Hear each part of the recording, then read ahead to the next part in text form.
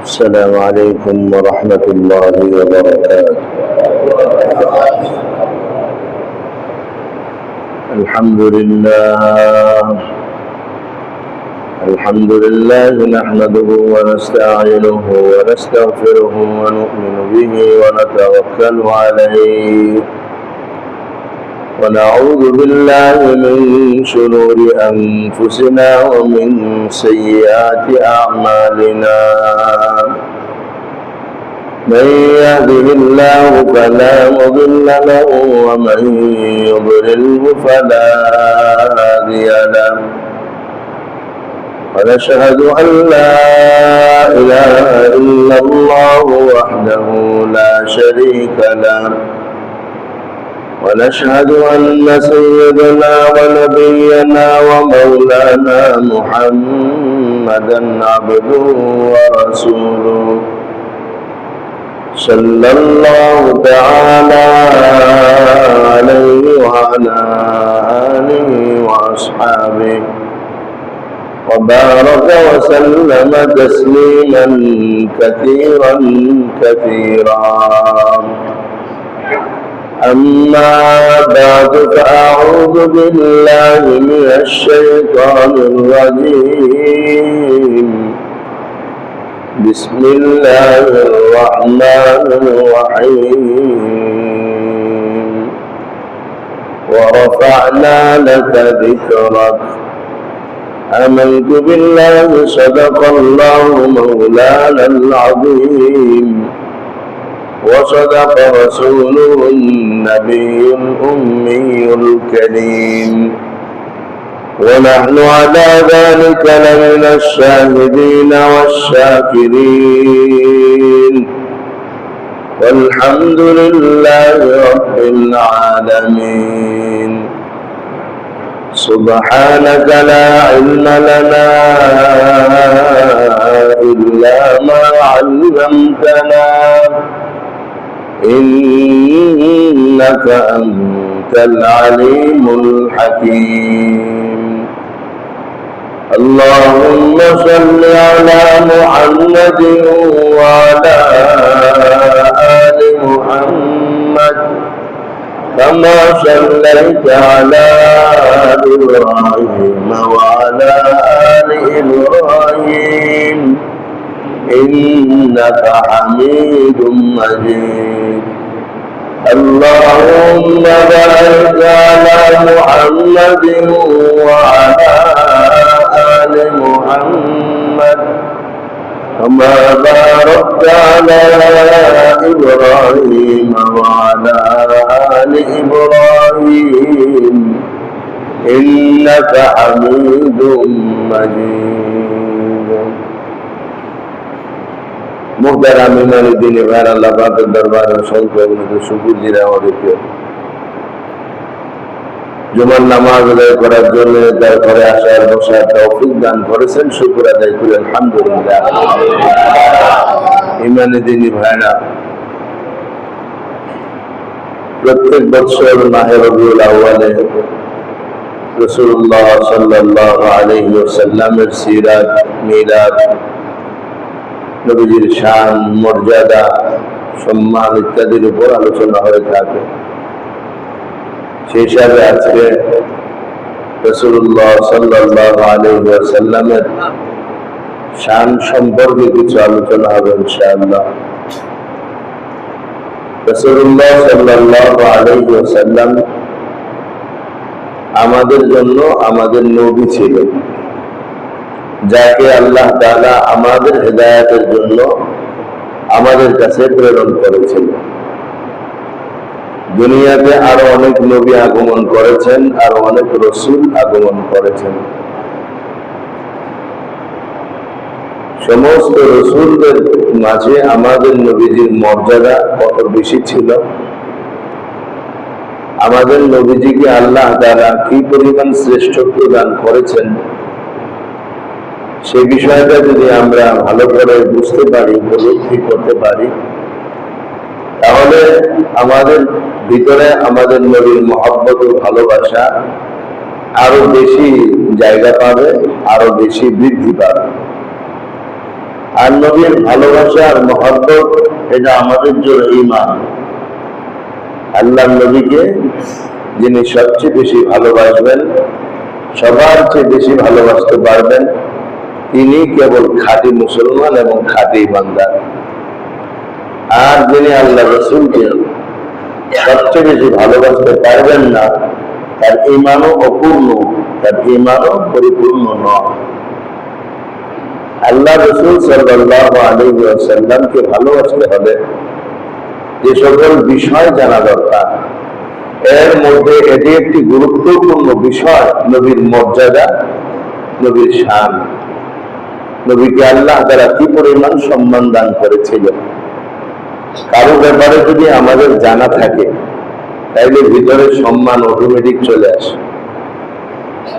কারো ব্যাপারে যদি না জানা থাকে, জানার পরে সম্মান বাড়ে।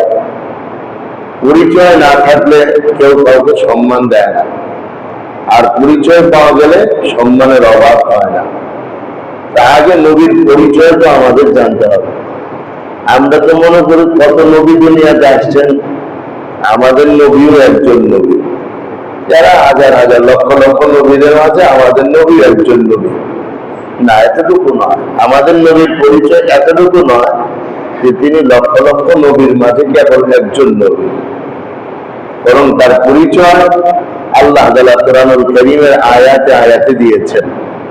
তার পরিচয়ের জন্য আল্লাহ তাআলা এমন এমন শব্দাবলী উল্লেখ করেছেন যার দ্বারা বোঝা যায় তিনি আমার আপনার নবী এতটুকুই নন, বরং তিনি সমস্ত নবীদেরও নবী ছিলেন, সমস্ত রাসূলদের রাসূল ছিলেন।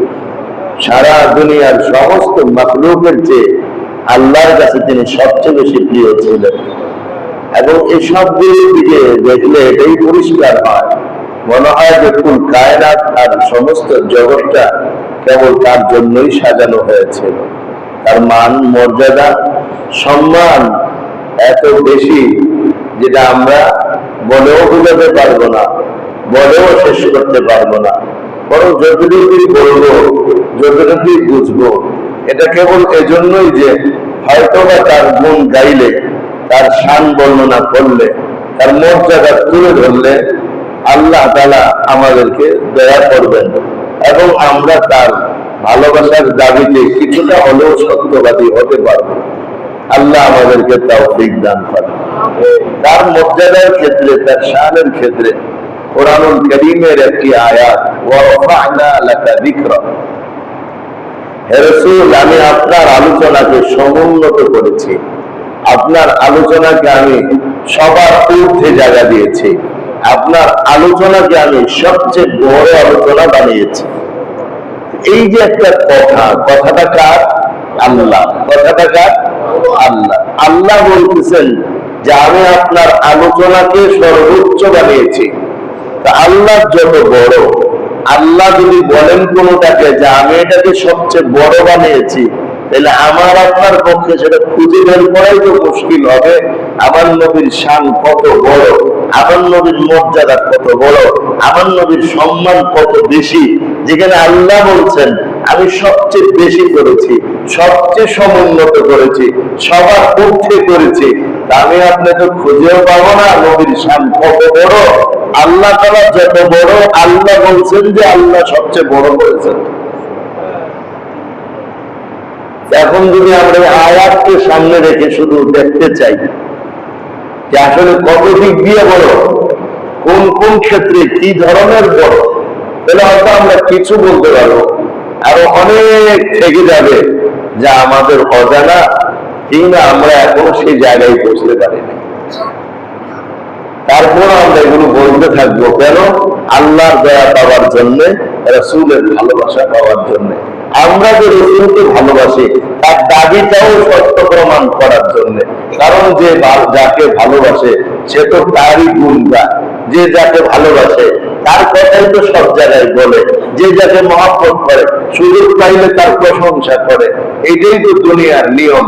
আমরাও যদি আমাদের নবীর প্রশংসা করি, আমরাও যদি আমাদের নবীর গল্প বর্ণনা করি, আমরাও যদি আমাদের নবীর শান নিয়ে আলোচনা করি, তার মর্যাদা নিয়ে আলোচনা করি, জায়গায় জায়গায় তার কথা বলতে আরম্ভ করি, তাইলে বোঝা যাবে যে না, আমিও নবীজিকে কিছুটা ভালোবাসি। দুনিয়ায় যত আশিকে রসুল আছে, যারাই রসুলকে ভালোবাসে, তাদের মধ্যে আমিও আমার নামটা লেখা দিতে পারি। আর এটাও যদি করতে পারি, ইনশাআল্লাহ আশা করা যায় আল্লাহ তাআলা আমাকে আপনাকে পরিপূর্ণ মুমিন হিসেবে দুনিয়া থেকে বিদায় নেওয়ার তৌফিক দান করবেন। তো আল্লাহ বলছেন, আমি আপনার শানকে বাড়াইছি, আমি আমার মর্যাদাকে বাড়াইছি। তো কোরআনুল কারীমে আমরা দেখি, যেটা গত রাত্রে আলোচনা হয়েছে, এটাকে যদি আমরা প্রথম শান মনে করি, 1 নম্বর মর্যাদার বিষয় মনে করি, যেটা হলো যে আল্লাহ তাআলা এই জগতের যত নবী রাসূল আসছেন, সমস্ত নবী রাসূলদেরকে তাদের রূহকে একত্রিত করে তাদেরকে আল্লাহ তাআলা এই কথা বলেছেন, وَإِذْ أَخَذَ اللَّهُ مِيثَاقَ النَّبِيِّينَ لَمَا آتَيْتُكُم مِّن كِتَابٍ وَحِكْمَةٍ।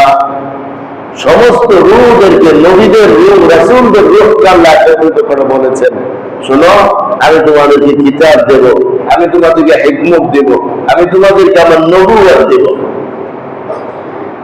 ثم جاءكم رسول مصدق لما معكم لتؤمنن به ولتنصرنه। অতঃপর যখন তোমাদের কাছে আমার রাসূল চলে আসবে, তোমরা কি তার উপর ঈমান আনবে এবং তোমরা কি তাকে সাহায্য করবে? কালু, সমস্ত নবী এবং সমস্ত রাসূলগণ বললেন, হ্যাঁ, আমরা তার উপর ঈমান আনলাম এবং আমরা তাকে সাহায্য করব, এই প্রতিশ্রুতি আমরা আপনাকে দিচ্ছি। তখন আল্লাহ তাআলা বললেন, ইশহাদু আনা মাআকুম মিনাশ শাহিদিন, তোমরাও সাক্ষী থাকো, আমিও তোমাদের সাথে সাক্ষী রইলাম। আমার দোস্ত, আল্লাহর নবী সাল্লাল্লাহু আলাইহি ওয়াসাল্লামের এই স্বীকারোক্তি, নবী হওয়ার স্বীকারোক্তি এবং আল্লাহ রাসূলকে সাহায্য করার স্বীকারোক্তি সমস্ত রাসূলদের থেকে, সমস্ত নবীদের থেকে আল্লাহ তাআলা ওই সময় নিলেন যখন কোন মানুষের মানুষ হিসাবে আকৃতিও হয় নাই, সবাই রূহের জগতে ছিল। ওই রূহের জগতে সমস্ত রূহের মধ্য থেকে নবী আর রাসূলদের রূহকে নির্বাচন করে আল্লাহ তাআলা তাদের থেকে এই স্বীকারোক্তি নেওয়াটা, এটা প্রমাণ বহন করে আমার নবীর শান ছোট না, আমার নবীর শান কত বড়। সমস্ত মাখলুকাতের ভিতরে আমার নবীর ওয়াদা আল্লাহ তাআলা নবীদের রূহের কাছ থেকে নিয়ে নিয়েছেন। কত বড় মর্যাদার অধিকারী ছিলেন সে রাসূল সাল্লাল্লাহু আলাইহি ওয়াসাল্লাম। দ্বিতীয় শান সম্পর্কে যদি আমরা বলি, তা আমরা দেখবো আল্লাহ তাআলা তার রাসূলকে কত ঊর্ধ্বে মর্যাদা দান করেছেন। দুনিয়াতে যত আল্লাহ তাআলা আসমানী কিতাব পাঠিয়েছেন এবং ভিন্ন ধর্মের যত কিতাব আছে, সমস্ত ধর্মের কিতাবের মধ্যে এবং আসমানী কিতাব সমূহের মধ্যে মুহাম্মাদুর রাসূলুল্লাহ সাল্লাল্লাহু আলাইহি ওয়াসাল্লামের নাম বিদ্যমান আছে। কোরআনুল কারীমে বলেন, الذين يتبعون الرسول النبي الأمي الذي يجدونه مكتوبا عندهم في التوراة والإنجيل। যারা উম্মি নবীর অনুসরণ করে তারা তাদের কাছে রক্ষিত কিতাব তাওরাত এবং ইনজিলের মধ্যে মুহাম্মদ সাল্লাল্লাহু আলাইহি সাল্লামের আলোচনা লেখা আছে, এটা তারা পায়, এটা তারা পেয়েছে। তাওরাত আর ইনজিল এটা হলো দুনিয়ার মানুষদের বিরাট দুই অংশের মানুষদের কিতাব, যাদেরকে বলা হয় আহলে কিতাব। সমস্ত ইহুদি এবং সমস্ত খ্রিস্টান তারাই ছিল দীর্ঘকাল এই পৃথিবীর জুড়ে তাদের একটা বড়ত্ব এবং তাদের একটা অবস্থান ছিল। হযরত ইব্রাহিম আলাইহিস সালামের সমস্ত সন্তানদেরকে এরাই ইহুদি আর খ্রিস্টানে পরিণত হয়েছে। ইব্রাহিম আলাইহিস সন্তান ঈসা আলাইহিস সালাম, ওনার সন্তান ইয়াকুব আলাইহিস সালাম, ইয়াকুব আলাইহিস সালামের সব সন্তান হলো ইহুদি। ইহুদিরাই দুইবার হলো খ্রিস্টান হলো এবং ইহুদি। এই কিতাবের ধারাবাহিকতা কতকাল থেকে সেখানে আল্লাহ তাআলা আমাদের নবীর পরিচয় কেমন ভাবে দিয়েছেন। কোরআন বলে ইয়ারিফুনাহু কামা ইয়ারিফুনা আবনাআহুম। দুনিয়াতে যত কিতাবের অধিকারী মানুষ আছে সমস্ত মানুষেরা মুহাম্মদ সাল্লাল্লাহু আলাইহি ওয়াসাল্লামকে এখনো দেখেও নাই, তিনি জমিনে আসেনও নাই। শুধুমাত্র কোরআনের কিতাবের বর্ণনা, সেটা তাওরাতের বর্ণনা হতে পারে, ইনজিলের বর্ণনা হতে পারে, জাবুরের বর্ণনা হতে পারে, সুহুফে ইব্রাহিমের বর্ণনা হতে পারে, সুহুফে মুসা ওয়া ঈসার বর্ণনা হতে পারে। সমস্ত নবীদের কাছে যত কিতাব পাঠানো হয়েছে তার মধ্যে আমার নবী এমন ভাবে শান ও মান মর্যাদা বয়ান করা হয়েছে যেন তারা নিজেদের সন্তানকে যেভাবে চিনে মুহাম্মদুর রাসূলুল্লাহ সাল্লাল্লাহু আলাইহি ওয়াসাল্লামকে এর চেয়ে ভালোভাবে চিনে। একজন বাবা তার সন্তানকে কেমন চেনে, তার হাতটা কেমন বাবা বলতে পারে, তার পাটা কেমন ছেড়ে বলতে পারে, কোথায় তিলের দাগ আছে, কোথায় বড় কোনো খুঁত আছে, এটা বাবা মা জানে কিনা। আল্লাহ বলেন ইয়ারিফুনাহু কামা ইয়ারিফুনা আবনাআহুম। তারা এই কিতাবের অধিকারী সমস্ত সম্প্রদায় মুহাম্মদুর রাসূলুল্লাহকে ওইভাবে চেনে যেমন ভাবে তারা তাদের সন্তানকে চেনে। আগের কিতাবের মধ্যে আল্লাহ তাআলা মুহাম্মদুর রাসূলুল্লাহর শান ও মান এমন ভাবে বর্ণনা করেছেন যে নিজের আপন ছেলেকে মানুষ যেভাবে চিনে এর চেয়ে ভালো করে চিনতে পারে। এটা 2 নম্বর কথা। সমস্ত কিতাবের মধ্যে এমনকি বিধর্মীদের যে কিতাব, যারা হিন্দু ধর্মের অবলম্বনকারী, তাদের কিতাবের মধ্যে রাসূল পাক সাল্লাল্লাহু আলাইহি ওয়াসাল্লামের পরিচয় বিদ্যমান। যেমন এখানে আল্লাহ নবীর ব্যাপারে তারা বলছে যে সর্বশেষ যুগ হইল কলিযুগ, আর এই কলিযুগের অবতার মানে পয়গম্বর হবে নরা শংস নামে একজন ব্যক্তি। নরা শংস, নর মানে পুরুষ, শংস মানে প্রশংসিত। তো পুরুষ যিনি প্রশংসিত আর মুহাম্মদ শব্দের অর্থ প্রশংসিত। সমস্ত ধর্মগ্রন্থের ভিতরে মুহাম্মদ রাসূলুল্লাহ সাল্লাল্লাহু আলাইহি ওয়াসাল্লামের পরিচয় বিদ্যমান আছে।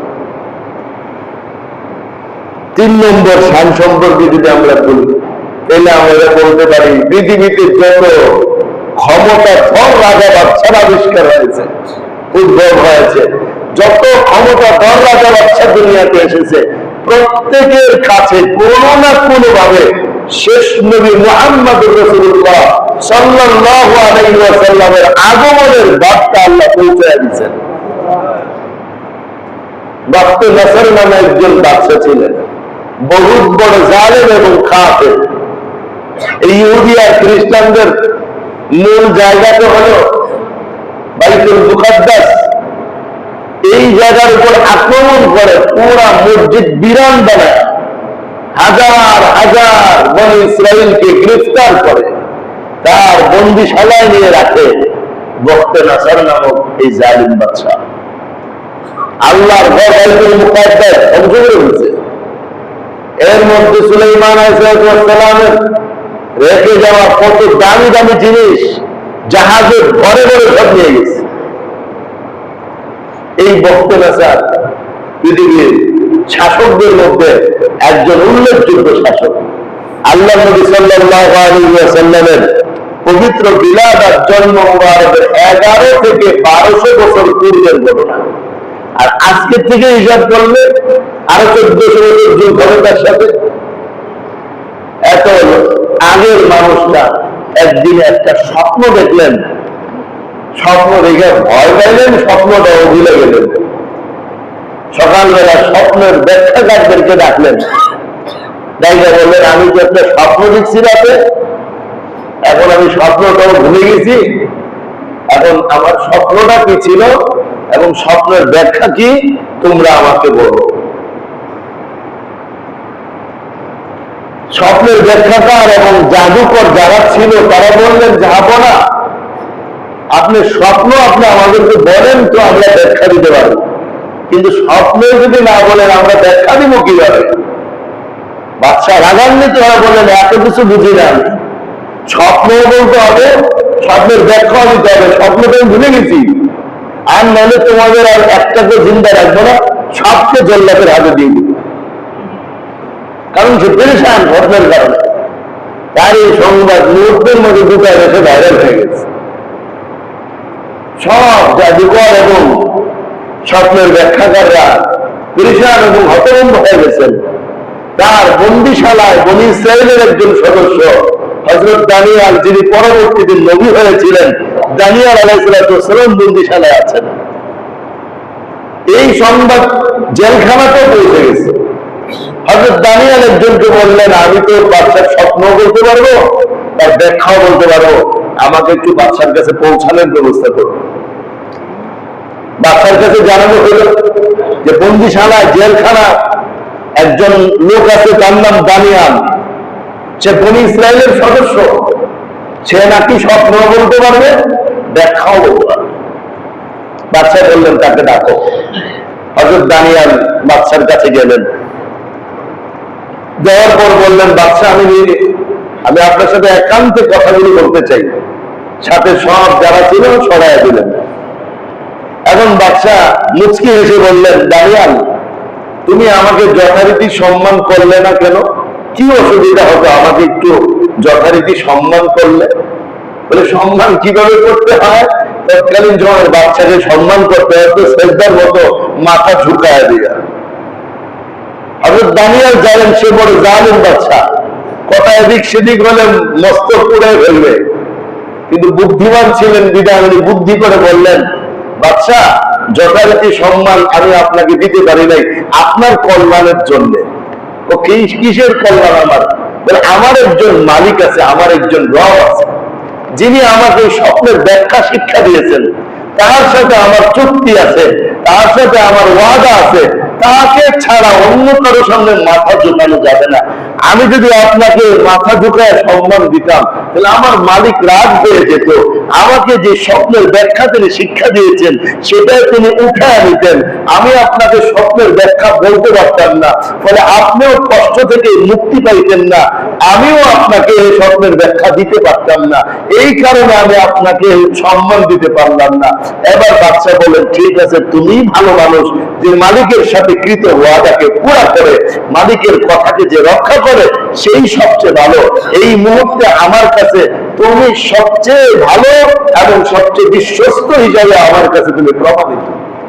আচ্ছা দানিয়েল, বলো তো আমি কি স্বপ্ন দেখেছিলাম এবং তার কি ব্যাখ্যা? হযরত দানিয়েল বললেন, আপনি স্বপ্ন দেখেছিলেন বিশাল একটা মূর্তি, ওই মূর্তির চক্ষু দুটা ছিল স্বর্ণের, তার পায়ের গুছাগুলো ছিল লোহার, তার হাতগুলো ছিল রূপার, তার নিতম্ব ছিল তামার এবং তার মেরুদণ্ডটা ছিল মাটি। বাচ্চা বলে, হ্যাঁ, এমন স্বপ্নই তো আমি দেখছি। তোমার স্বপ্ন তো সম্পূর্ণ ঠিক হয়েছে, তারপরে কি না হলো? বলে, তারপরে আপনি স্বপ্ন দেখেছেন আকাশ থেকে একটা পাথর এসে মূর্তিটার উপর এমন ভাবে আঘাত করেছে যে পুরা মূর্তি মাটির সাথে এমন ভাবে মিশে গেছে, তার অংশগুলোকে আর পৃথক করাই যাচ্ছে না। অতঃপর সেই পাথরটা নিজে নিজে উপরে উঠে এমন ভাবে বড় হতে শুরু করছে যে গোটা পৃথিবীটাকে যেন পরিবেষ্টন করে নিছে, যেদিকেই দৃষ্টি যায় ওই পাথরটাই শুধু পাথর মনে হচ্ছিল, তাই না? বাদশা বলেন, হ্যাঁ, এটাই তো আমি স্বপ্ন দেখেছি। তার ব্যাখ্যা কি? হযরত দানিয়েল বলেন, তার ব্যাখ্যা হলো, এই যে মূর্তির বিভিন্ন অংশ দেখেছেন, সেটা হচ্ছে আপনার এবং আপনার পরবর্তী বংশধরের রাষ্ট্র ক্ষমতা পরিচালনা করা, এবং আপনার আশেপাশে যে বড় বড় বিধর্মী রাষ্ট্র যারা আছে, যারা আল্লাহকে অস্বীকার করে, আল্লাহকে মানে না, ওই সমস্ত পরিচালকদের পরিচালনা এবং তাদের ক্ষমতা, তাদের রাজত্বের আকৃতি হল মূর্তি, যার সবাই পূজা করে। আর আকাশ থেকে একটা পাথর নামলো, ওই পাথরটা হলো শেষ যুগে একজন নবী আসবে, যার নাম হবে মুহাম্মদ সাল্লাল্লাহু আলাইহি ওয়াসাল্লাম। ওই মুহাম্মদ সাল্লাল্লাহু আলাইহি ওয়াসাল্লাম যখন আসবে জগতে, সমস্ত মূর্তিগুলোকে ভেঙে তছনছ করে দিবে এবং তার ক্ষমতা গোটা পৃথিবীর উপরে আল্লাহ তাআলা বিজয় দান করবে। এখনো মুহাম্মদ সাল্লাল্লাহু আলাইহি ওয়াসাল্লাম আসেন নাই। এই স্বপ্নেরও 1200 বছর পর নবীর জন্ম হবে, সেই আগেই থেকে আল্লাহ তাআলা সেই জালিমের স্বপ্ন দেখা দিলেন যে তোমার জুলুম টিকবে না, একদিন আসবে নবীর রহমা মুহাম্মদুর রাসূলুল্লাহ সাল্লাল্লাহু আলাইহি ওয়াসাল্লাম। 1200 বছর না, 12,000 বছর, বরং সৃষ্টির আগ থেকে মুহাম্মদ সাল্লাল্লাহু আলাইহি ওয়াসাল্লামের ঘোষণা হচ্ছে। কেন? আমি আপনার মর্যাদা অনেক অনেক বৃদ্ধি ঘটায় দিয়েছি। কোথায় কোথায় মর্যাদা গেছে আমি আপনি খুঁজে বের করতে পারবো না। তুব্বা নামে এক বাদশা ছিল, তুব্বা। কোরআনুল কারীমের 2 জায়গায় তার কথা আছে, আহুম খায়রুম আম কওমু তুব্বা, তারা শ্রেষ্ঠ নাকি তুব্বা শ্রেষ্ঠ? তুব্বার আনুমানিক কাল নবীজির জন্মের 500 থেকে 700 বছর পূর্বে। এই কওমে তুব্বার যে বাদশা ছিল, এই বাদশার উপাধি ছিল তুব্বা, জাতিকে তুব্বা জাতি বলা হতো। এই তুব্বার বাদশা মদিনা মুনাওয়ারার উপর দিয়ে কখনো যাচ্ছিলেন, হঠাৎ মনে হলো এই অঞ্চলটাতে কোনো বাদশা নাই, এই অঞ্চলের কোনো শাসক নাই, আমার তো বিশাল সাম্রাজ্য আছে, আমি তো অনেক বড় সাম্রাজ্যের মালিক, এই বাদশা এই এলাকাটা আমার দখলে নিয়ে নেই। এই জন্য সে তার সৈনিকদেরকে অর্ডার দিল, এদের বিরুদ্ধে যুদ্ধ করো। তুব্বা বাদশা মদিনার মানুষের সাথে দখলের জন্য যুদ্ধ শুরু করে দিল। মদিনার তৎকালীন মানুষও তুব্বার বিরুদ্ধে যুদ্ধ শুরু করে দিল। প্রথম দিন যেদিন যুদ্ধ সূচনা হলো, সন্ধ্যাবেলা যুদ্ধ থেমে যায়। এটাই তৎকালীন নিয়ম ছিল, রাতের অন্ধকারে যুদ্ধ হবে না, যুদ্ধ দিনের বেলায় সামনে যাচ্ছে না।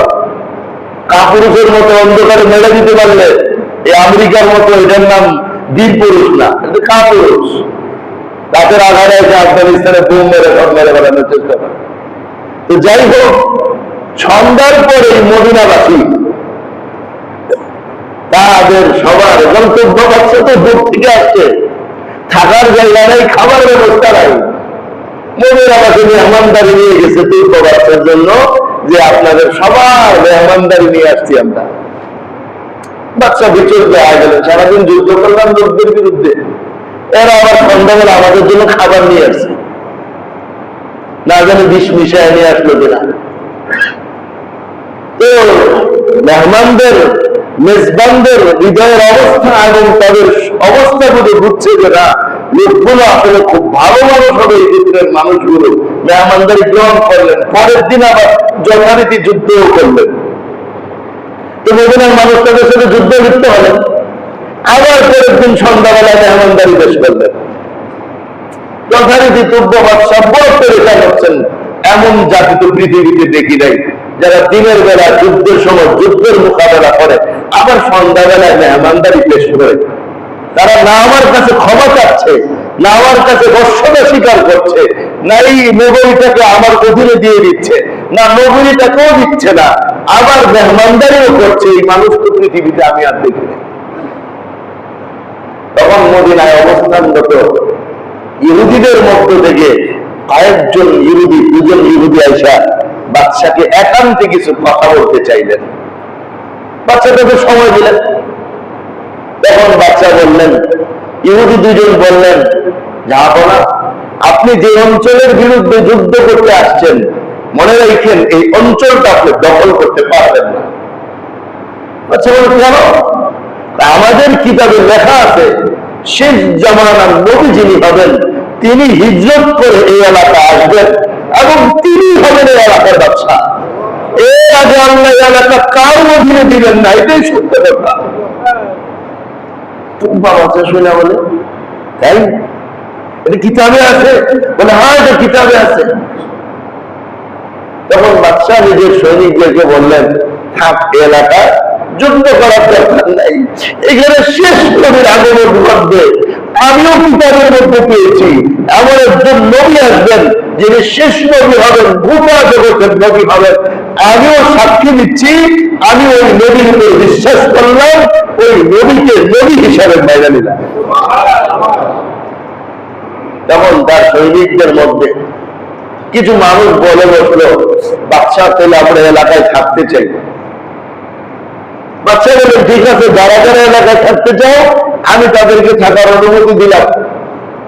তবে আমি একটা চিঠি লেখা দিয়ে যেতে চাই। আমি যা তার পরিবার আনলাম, আমি যা খুঁজে মহব্বত করলাম, যিনি এখনো দুনিয়াতে আসেন নাই, আসবেন আর অনেক পরে, আমার এই চিঠিটা যেন তার হাতে পৌঁছে, তোমরা যারা থাকবা আমার এই চিঠিটা গ্রহণ করো।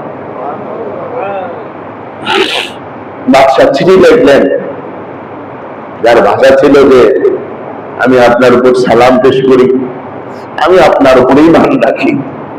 এই চিঠি লিখে বাদশাহ যারা মদিনায় থাকছেন তার দলের লোকজন তাদের হাতে দিয়ে গেলেন। এদেরই একজন বংশধর, এদেরই কিছু বংশধর ছিলেন সাহাবায়ে কেরাম মদিনা, তারা নবীজি আসার পর ইসলাম গ্রহণ করেছেন এবং ওই রাসূলের তুব্বা বাদশার চিঠি রাসূলুল্লাহ সাল্লাল্লাহু আলাইহি ওয়াসাল্লামের কাছে পেশ করেছেন। তখন রাসূল পাক সাল্লাল্লাহু আলাইহি ওয়াসাল্লাম বলছিলেন এক সময়, তুব্বাকে গালি দিও না, সে তো আমি আসার আরো আগেই আমার উপর ঈমান আনছে। কেমন ভাবে আল্লাহ তার নবীর শান বয়ান করেছিলেন, যেটা সমস্ত বাচ্চাদের কানেও পৌঁছে গেছিল যে একজন রাসূল আসবে। সম্রাট হিরাক্লিয়াস নামে একজন ব্যক্তি ছিলেন, রোমের সম্রাট, খ্রিস্টানদের রাজা, অনেক বড় পাওয়ারফুল মানুষ ছিলেন, নবীজির সমসাময়িক ছিলেন। সাহাবায়ে কেরাম তার কাছে দাওয়াত দিতে গেলেন।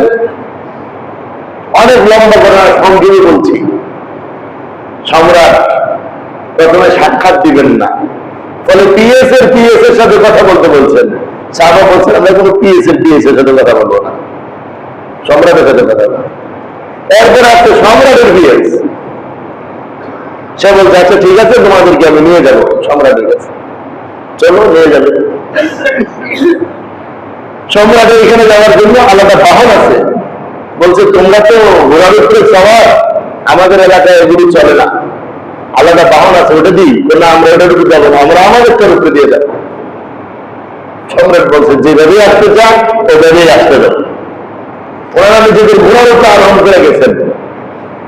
সম্রাটের রাজপ্রাসাদের সামনে যখন ঢুকবেন তখন একটু কালিমা শরীফ পড়ছেন, লা ইলাহা ইল্লাল্লাহ মুহাম্মাদুর রাসূলুল্লাহ।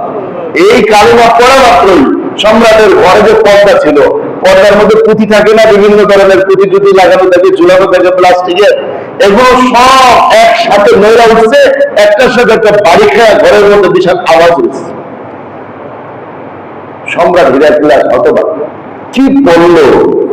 আর এগুলো সব নড়ে উঠলে একসাথে ঘটনা কি? ভূমিকম্প তো আর নেই, শুধু পর্দাগুলো নড়ে উঠছে, ঘটনাটা কি? এরপরে সম্রাট বললেন তোমরা যথারীতি সম্মান আমাকে দিলে না কেন? বলছে আমরা আমাদের ধর্ম অনুযায়ী আপনার ওই সম্মান দেওয়া জায়েজ মনে করি না, আর আমরা আমাদের মধ্যে একে অপর যদি সম্মান দিই সেটাও দিতে পারলাম না, কারণ আপনাকে পুরোটাই দেওয়া যাচ্ছে না। আর আমি আপনার হলে তো নমস্কার হলে নমস্কার, সেজদা হলে সেজদা, মাথা মতো করা দরকার হলে মাথা মতো সবই করে চলে আসতাম, যে এত বড় সম্রাট, তার একটা সম্মানের মর্যাদা আছে না। কিন্তু সাহাবায়ে কেরাম এমন ছিলেন না, নিজেদের ধর্মের কথা ভুলে যেতেন না, ধর্মের কথা সব জায়গায় মনে রেখে তারপরে চলতেন, যার কারণে সব জায়গায় সম্মান পেতেন।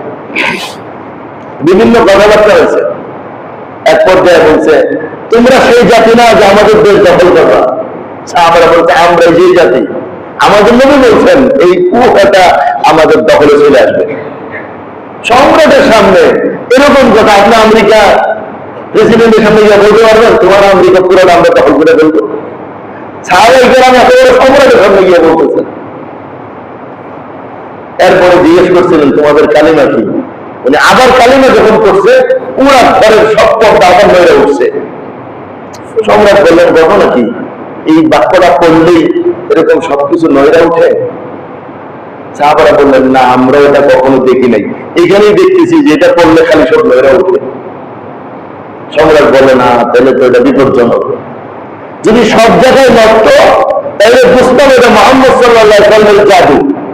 যেহেতু সব জায়গায় নড়ে না, খালি এখানেই নড়ে, তাইলে বুঝতে হবে এটা আসলে সত্য কালিমা। সুবহানাল্লাহ বলেন। অনেক কথাবার্তা হলো, 3 দিন মেহমানদারি করাইল। এরপরে তৃতীয় দিন একটা ঘরে নিয়ে গেলেন। ওই ঘরের মধ্যে বিশাল একটা সিন্দুক ছিল এবং প্রত্যেকটা সিন্দুকের মধ্যে আলাদা আলাদা অনেকগুলো ড্রয়ার ছিল। সম্রাট নিজে একটা ড্রয়ার খুলেন, রেশমি কাপড়ের একটা ব্যানার বের করেন এবং এর মধ্যে দেখা যায় সুন্দর একজন মানুষের প্রতিকৃতি, একটা ছবি আঁকা। সাহাবাদেরকে জিজ্ঞাসা বলে, দেখো তো চিনো কিনা? না, চিনি না। এই নিয়ে হযরত আদম আলাইহিস সালাম আরেকটা ড্রয়ার থেকে আরেকটা প্রতিকৃতি বের করলেন, দেখো তো চিনো কিনা? না। এই নিয়ে হযরত ইব্রাহিম আলাইহিস সালাম।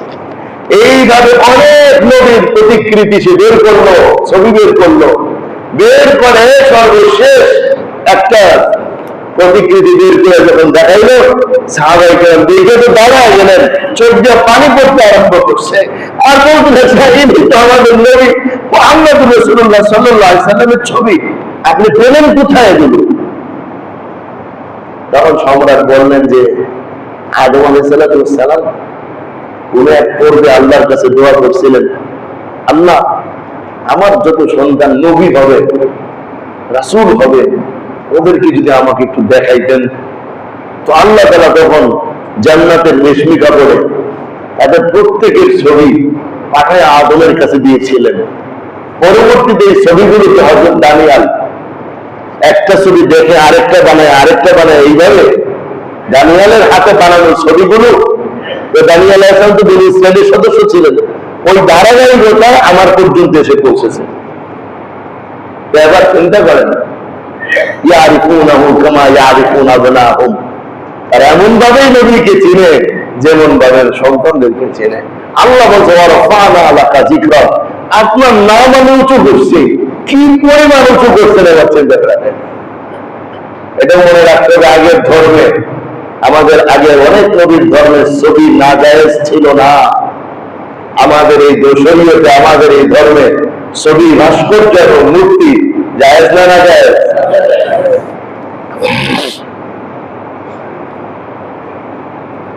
3 নম্বর, 3টা শান আলোচনা হইল। 4 নম্বর আলোচনা, 4 নম্বরের শান হিসাবে যদি বলি তাহলে বলতে হবে মুহাম্মদ রাসূলুল্লাহ সাল্লাল্লাহু আলাইহি ওয়াসাল্লামের মিরাজ। কোন নবীকে আল্লাহ এত উঠেনেন নাই, না জিবরাইল, না আজরাইল, না মিকাইল, না ইসরাফিল, না কোন ফেরেশতা, না কোন মাখলুক, কেউ উপরে উঠতে পারে নাই। একমাত্র দুনিয়ার মধ্যে মুহাম্মদুর রাসূলুল্লাহ সাল্লাল্লাহু আলাইহি ওয়াসাল্লামকে আল্লাহ মেরাজ শরীফে ডাইকে নিয়ে গেছেন। এই যে মেরাজের ঘটনা লম্বা এবং অনেকেরই জানা, এই জন্য আর ঘটনা বলছি না। শানে রাসূল 5 নম্বর বিষয় হলো আল্লাহ রাব্বুল আলামিন মুহাম্মদুর রাসূলুল্লাহ সাল্লাল্লাহু আলাইহি ওয়াসাল্লামকে যে পাঠাইলেন দুনিয়াতে, এইটাকে আল্লাহ তাআলা ইহসান বলছেন, অনুগ্রহ বলছেন কোরআনুল কারীম। আচ্ছা, আল্লাহর অনুগ্রহ কি কম আছে আমাদের উপর? এই বিশাল সূর্যটা আমাদেরকে আলো দেয়, কত উপকার করে। আল্লাহ একবার বলেন না যে বান্দা সূর্য দিয়ে তোমার উপর অনুগ্রহ করছি। এই চাঁদ আমাদেরকে কত উপকার করছে। আল্লাহ একবার বলেন নাই বান্দা চাঁদটাকে দিয়ে উপকার করছি। পুরা সৌরজগৎ সাজায়া আমাদের গোলাম বানায় রাখছে। আল্লাহ একবার বলেন নাই যে বান্দা এই পুরা সৌরজগৎ বানায় আমি তোর উপরে ইহসান করছি। আল্লাহ কত হাজার হাজার মাখলুক বানাইছেন যেগুলো আমরা খাদ্যের উপর গ্রহণ করি। আল্লাহ একবার বলেন নাই যে বান্দা এইসব মাখলুককে খাদ্য বানায়া আমি তোর উপরে ইহসান করছি, অনুগ্রহ করছি। না দিনকে বানায় বলছেন, না রাতকে বানায় বলছেন, না আসমান বানায় বলছেন, না জমিন বানায় বলছেন।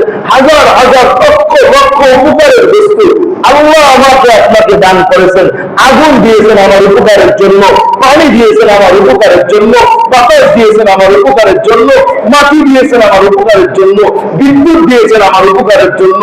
এই সব কিছু আমাদের এতটাই উপকারী জিনিস, তারপর আল্লাহ বলেন না বান্দা আমি তো এটা দিলাম, ইহসান করলাম, ওটা দিয়ে ইহসান করলাম, অনুগ্রহ করলাম। কিন্তু আমার ভাই, আমার দোস্ত মুহাম্মদুর রাসূলুল্লাহ সাল্লাল্লাহু আলাইহি ওয়াসাল্লামকে পাঠাইছেন আর বলছেন লাকাদ মান্নাল্লাহু আলাল মুমিনিনা ইয বা'আসা ফীহিম রাসূলান মিন আনফুসিহিম। আল্লাহ তাআলা মুমিনদের উপর ইহসান করলেন, দয়া করলেন, মায়া করলেন, অনুগ্রহ করলেন যখন তিনি একজন রাসূলকে তোমাদের কাছে পাঠাইলেন। আসমান কোন দয়ার জিনিস দেয় না। আল্লাহ সূর্য, চন্দ্র, গ্রহ, নক্ষত্র একটা দিয়েও বলেন না যে অনুগ্রহ করছি, দেখি মুহাম্মদ রাসূলুল্লাহ সাল্লাল্লাহু আলাইহি ওয়াসাল্লামকে পাঠায় আল্লাহ বলছেন অনুগ্রহ করছি আমি, দয়া করছি আমি। এর মানে এই আসমান কিছুই না, জমিন কিছুই না, চাঁদ সূর্য কিছুই না, এই সব কিছুই সবচেয়ে বড় হলো মুহাম্মাদুর রাসূলুল্লাহ সাল্লাল্লাহু আলাইহি ওয়াসাল্লাম।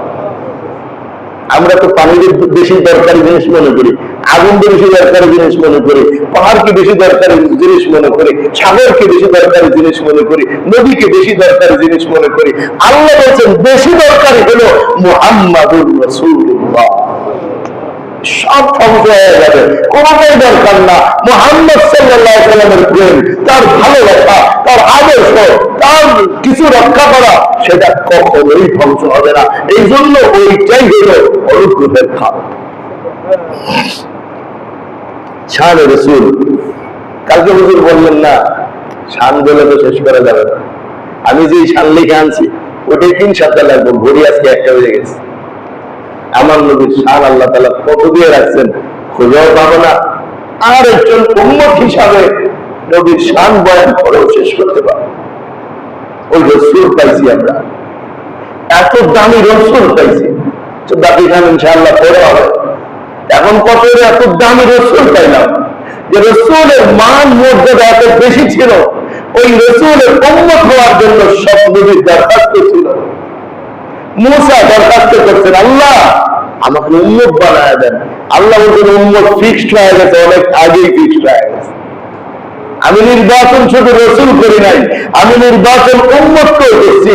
কোন উম্মতকে আমার রসুলের উম্মত বানাবো, কোন জায়গাকে আমার রসুলের জন্মভূমি বানাবো, কোন জায়গাকে আমার রসুলের হিজরতের জায়গা বানাবো, কাকে আমার রসুলের সাহাবী বানাবো, কাকে আমার রসুলের আশিক বানাবো, কাকে আমার রসুলের মহব্বতকারী বানাবো, এই সব কিছু আমি আল্লাহ লোক আমার সমস্ত বান্দাদের মধ্যে থেকে নির্বাচন করে করে একটা একটা ধরে ধরে আমি আগের থেকে বেস্ট করে রাখছি। এখন আর উন্নত হওয়ার সুযোগ নাই। বুঝেন, আপনাকে আমাকে নির্বাচন করছেন কে?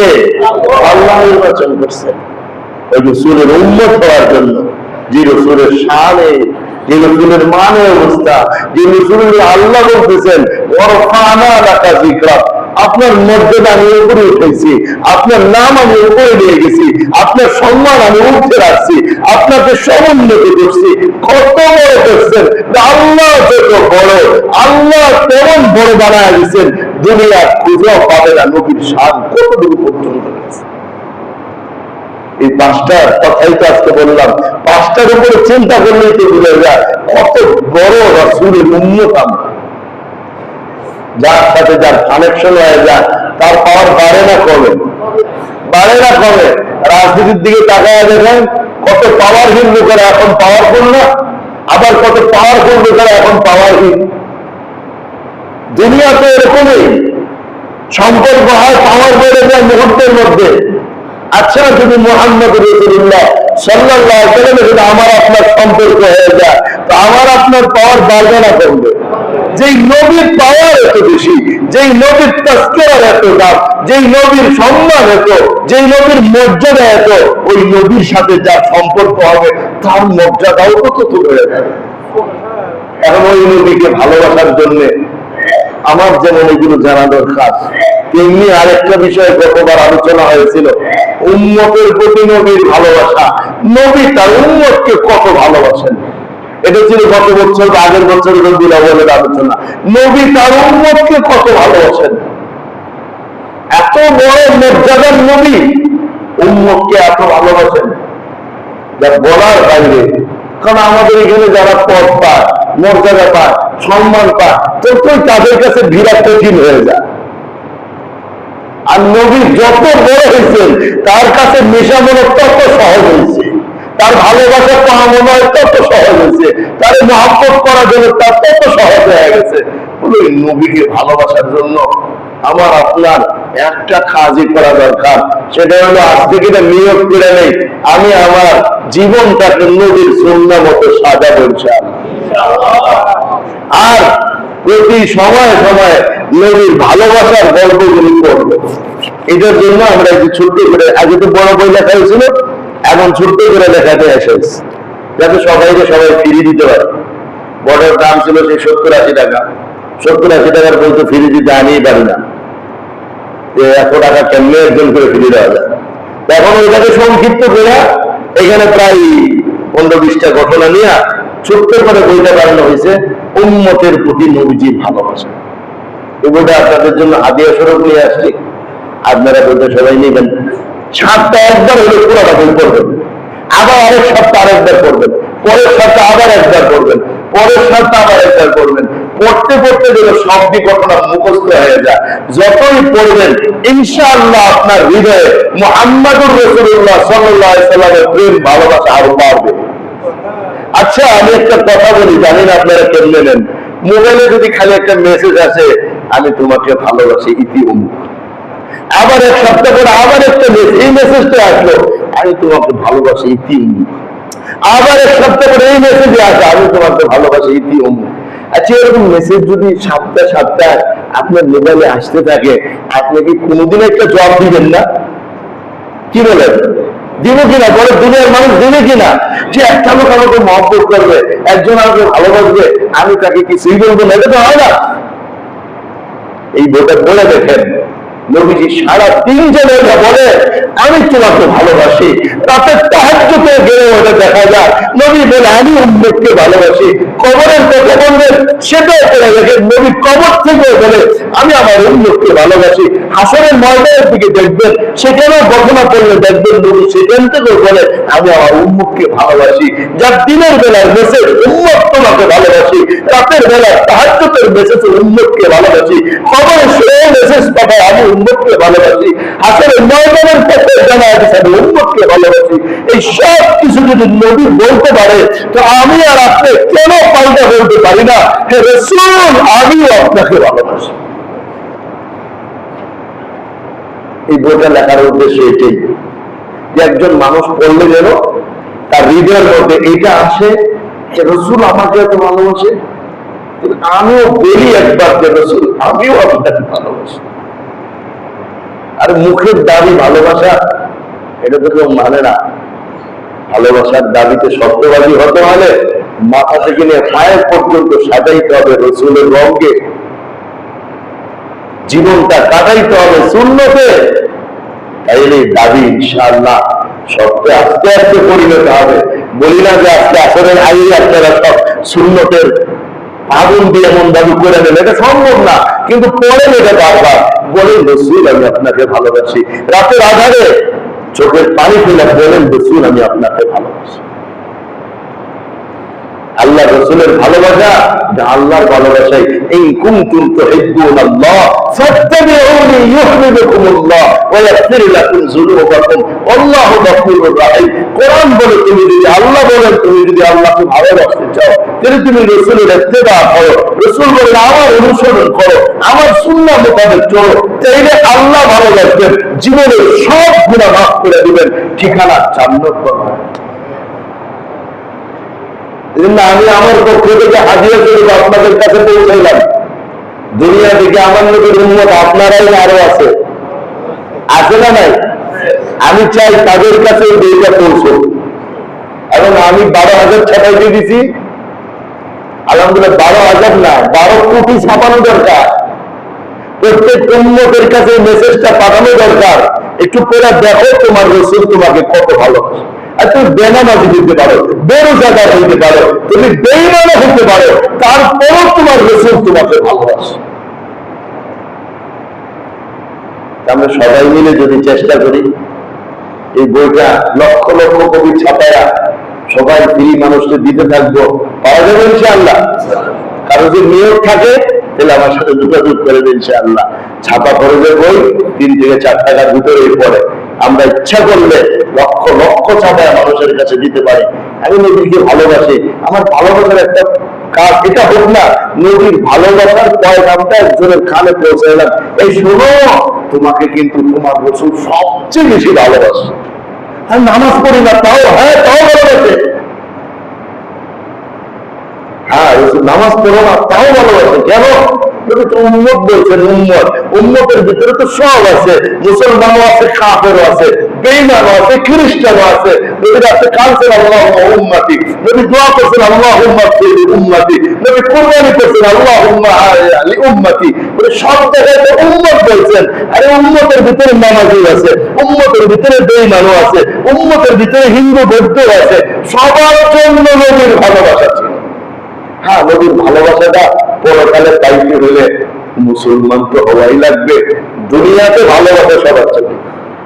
আল্লাহ রাব্বুল ইজ্জত আমাদের সবাইকে তৌফিক দান করেন। সুন্নাত নামাজের পরে বই দেওয়া নিয়ে যাবেন, যদি শেষ হয়ে যায় তাফসীরের সময় ইনশাআল্লাহ আবারও বই দেওয়া হবে। সুবহানাল্লাহি ওয়া বিহামদিহি, সুবহানাকাল্লাহুম্মা ওয়া বিহামদিকা।